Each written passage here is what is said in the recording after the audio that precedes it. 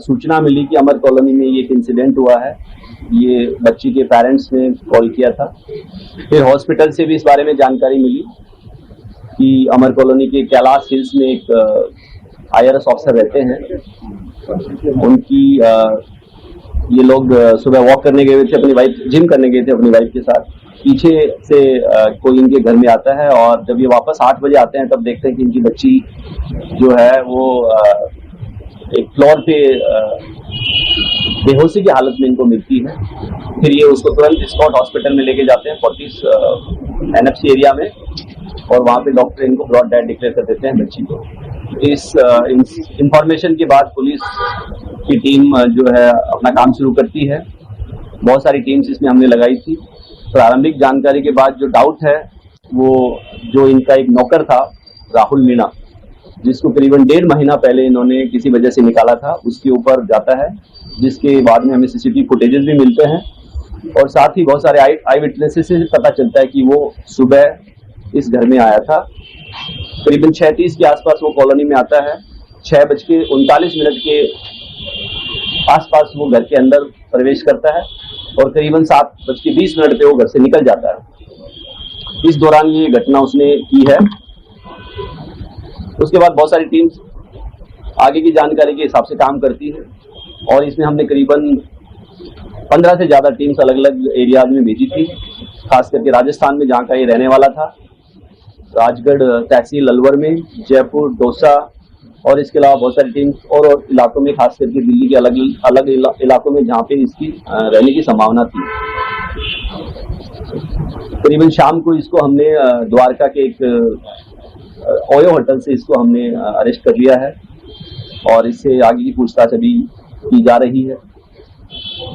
इस घटना में जो हमें बहुत ही अच्छे एविडेंस हमारे पास है, जिसके बेसिस पे हम एक बहुत ही स्ट्रांग केस जो है कोर्ट में सबमिट करेंगे ताकि इसको कड़ी से कड़ी सजा मिले। सर, क्यों इसने जो है इस पूरी घटना को अंजाम दिया, और सेक्सुअल असॉल्ट की भी बात आ रही है, उसमें कितनी सच्चाई है? और जब ये आ रहा है तो इसने व्हाइट पैंट पहनी हुई थी और घर से एग्जिट करते हुए इसकी ब्लैक पैंट पहनी हुई थी। इस सर्वेंट को इन्होंने करीबन 1 साल पहले रखा था अपने ही ऑफिस में। एक जो इनका जूनियर है उसके रेफरेंस से इनको एक नौकर की जरूरत थी, एक सर्वेंट की जरूरत थी, तो जैसे एक रेफरेंस से रखा जाता है इस तरीके से उन्होंने रखा था उसको 1.5 महीने पहले। इसलिए उसी रेफरेंस को बोला गया था कि आप इसको हटा दीजिए, क्योंकि इसकी बहुत सारी पैसा उधार मांगने की शिकायतें आई हैं। मुझे जानकारी में पता लगा कि ये ऑनलाइन गेम्स खेलता था और बहुत सारे जो आसपास के सर्वेंट्स हैं या जो घरों में काम करने वाला स्टाफ है उन लोगों से ये उधार लेता था और फिर पैसे वापस नहीं करता था। तो इस बात की जब जानकारी हमारे जो आज के केस में जो हमारे कंप्लेनेंट हैं IRS ऑफिसर, उनको पता चली तो उन्होंने अपने स्टाफ को बोला कि यार ये लड़का ठीक नहीं है, इसको निकाल देना चाहिए। तो इसको करीबन 1.5 महीना पहले निकाल दिया गया था। ये चला गया था, उसके बाद से दोबारा नहीं आया था। आज ही आया था। जहाँ तक बात है कपड़े उसकी चेंज करने की, तो उसने घटना के बाद जो है अपनी ट्राउजर और जूते चेंज किए हैं। टी-शर्ट उसने जो टी-शर्ट या शर्ट है वो सेम रखा है और वो एकदम उसका एविडेंस हमारे पास है। जो इंसिडेंट का मोटिव अगर आप पूछ रहे हैं तो उसका इसने कल एक वारदात अलवर में भी की है, सिमिलर वारदात। जब हम इसको पकड़ने के लिए हमारी टीम अलवर राजगढ़ पहुंची तो पता चला कि इसने एक वारदात कल देर शाम को वहां पे भी की थी। तो हो सकता है इसकी मनोवृत्ति इसी प्रकार की हो, वो अभी पूछताछ से और कंफर्म हो जाएगा। साथ ही क्योंकि इसको लग रहा था कि इसको यहाँ से निकाला गया है तो ग्रज हो सकता है, बट वो सब जानकारियां कंफर्म होंगी एक बार इससे जब डिटेल में पूछताछ होगी, जो कि अभी नहीं हो पाई। अलवर का क्या इंसिडेंट है सर? जो अभी हमें वहाँ के ऑफिसर्स ने बताया कि इसने वहाँ पे भी एक कल सर ये इस केस में भी क्या सेक्सुअल असॉल्ट हुआ था सर? यस, इसमें हम मर्डर की धाराओं में साथ ही रोबरी की धाराएं लगाई हैं और केस रजिस्टर किया है। सर, क्या बैग में रखे थे और उस बैग को लेकर के जा रहा था घर से, और सीक्वेंस क्या था कि क्योंकि उस वक्त लड़की जो है पड़ रही थी? जैसा मैंने बताया कि इसने जो घर में एंट्री है करीबन 6:39 पे की है। जो ఢిల్లీలోని south Delhi east of Kailash దగ్గర IRS ఆఫీసర్ ఇంట్లో జరిగినటువంటి ఒక దారుణ సంఘటన ఇది. నిందితుడు అదే ఇంట్లో కొన్ని రోజుల పాటుగా పనిచేశాడు. 19 ఏళ్ల రాహుల్ సో ఈ వ్యక్తి అక్కడ పనిచేసిన పనితీరు కానీ వ్యవహారం కానీ నచ్చక అక్కడి నుంచి పంపించేశారు, వెళ్ళిపోయాడు.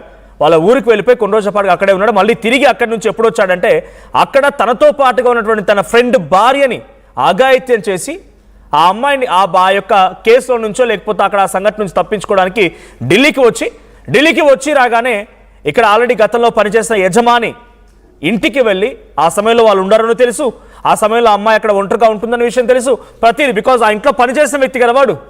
అక్కడికి వచ్చి ఆ అమ్మాయి పైన ఐఐటి ఢిల్లీలో గ్రాడ్యుయేట్ చదువుతుంది అమ్మాయి. సో రీసెంట్గా తనకి డ్యాన్స్ పర్ఫార్మెన్స్లో చాలా అద్భుతమైన అవార్డ్స్ వచ్చాయి, యూపీఎస్సీ ఆస్పిరెంట్, చాలా అద్భుతమైనటువంటి ఫ్యూచర్ని ఎక్స్పెక్ట్ చేసింది ఆ అమ్మాయి. కానీ ఈ దుర్మార్గుడు ఆ ఇంట్లో తిని, ఆ ఇంట్లో ఉప్పు తిని, ఆ ఇంట్లో జీవించి అక్కడ బతుకు సాగించి డబ్బులు తీసుకొని పనికి మళ్ళీ అదే ఇంట్లోకి వెళ్ళిపోయి వాడి వివరాలు మొత్తం తెలుసు కాబట్టి ఆ ఇంట్లో ఆ సమయంలో ఆ తల్లిదండ్రులు ఉండరు, వారు జిమ్కి వెళ్తారని తెలిసి ఆ ఇంట్లోకి వెళ్ళి కీ ఓపెన్ చేసి ఆ అమ్మాయిపై అఘాయిత్యానికి పాల్పడి ఆ తర్వాత అమ్మాయిని మెడ చుట్టూ ఛార్జర్ పెట్టి, cable charger, mobile phone charger cable పెట్టి గట్టిగా లాగిపెట్టి ఆ అమ్మాయిని హతమార్చాడు. అక్కడి నుంచి పరారైపోయి ద్వారకా అనే చోట ఒక ఓయో హోటల్లో ఉన్నాడంట. పోలీసులు పక్కాగా ట్రేస్ చేశారు, వాడిని అరెస్ట్ చేశారు. సో ఇక్కడ పోలీసులు చెప్తున్న మాట ఏంటంటే ఒకవేళ కనుక వాడు నిజంగానే హ్యాబిచువల్ పర్సన్ అయి ఉంటే మరి వాడి వివరాలు తెలియాల్సి ఉంది, ఏంటి వాడు ఎందుకు మారాడని తెలియాల్సి ఉంది. ఇంకొక విషయం ఏంటంటే ఆయన ఆల్రెడీ అక్కడ ఉన్న ఐఆర్ఎస్ ఆఫీసర్ వాడి పనితీరు బాగాలేదని చెప్పి పంపించాడు కాబట్టి ఆ పగ ప్రతీకారులు కూడా ఉండొచ్చు. గతంలోనే వాడు ఊర్లో కూడా ఇటువంటి నిర్వాకానికి పాల్పడ్డాడట. అక్కడ కూడా ఒక మహిళ పైన ఇటువంటి విధంగా అఘాయిత్యానికి పాల్పడి అక్కడి నుంచి పారిపోయి ఢిల్లీకి వచ్చాడంట. 19 ఏళ్ల వయసు ఉన్నటువంటి ఈ వ్యక్తి ఇన్ని దుర్మార్గాలు, 2 రోజుల్లోనే 2 మానభంగాలు, ఒక దారుణమైనటువంటి హత్య, ఇన్ని సంఘటనల ఇటువంటి విషపు పురుగుని, ఇటువంటి మనిషిని నిజంగా పెట్టి విచారించేవన్నీ కాదు, ఇవన్నీ వేస్ట్. ఇక విచారించడాలు ఇవన్నీ వేస్ట్. వీడికి ఎటువంటి శిక్ష వేస్తే బాగుంటుంది, ఎటువంటి శిక్ష వేయాలి, మీరేమనుకుంటున్నారో కామెంట్ చేయండి.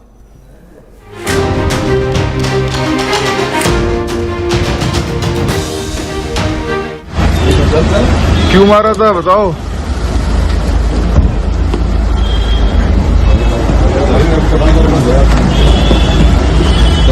राहुल क्यों मारा तुमने उसको?